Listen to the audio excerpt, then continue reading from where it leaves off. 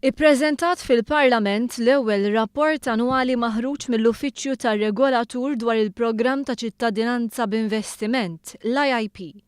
Skont dan ir-rapport, minn fuq kull applikant, l-ekonomija Maltija għandha tara tkabbir ekonomiku nominali ta' miljun 670,000 euro.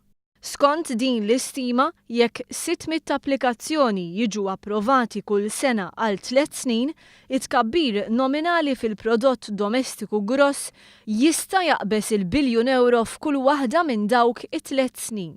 Il-Gvern mistenni jiġġenera 30 miljun euro f'sena waħda u total ta' biljun euro f'fondi għal proġetti li għandhom itejbu l-kwalità tal-ħajja tal-Maltin.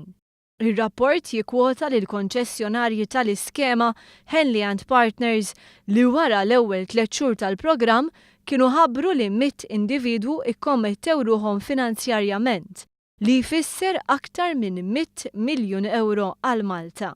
Jirriżulta wkoll minn informazzjoni pubblikata f'nofs is-sena li għaddiet li l-investiment dirett barrani mill-programm ilaħħaq mal-10 miljun euro fil-ġimgħa. Dan f'depożiti, bonds, assigurazzjoni medika u proprjetà fost oħrajn. Sakemm wasal żmien il-pubblikazzjoni tar-rapport maħruġ mill-Uffiċċju tar-Regolatur Godwin Grima, in-numru ta' applikazzjonijiet għal programm ta' ċittadinanza b'investiment qabeż il-figuri indikati minn Henley & Partners. Dan ma jfissirx li l-investiment diġà materjalizza, iżda r-rapport isostni li l-programm se jrendi ħafna għal pajjiżna.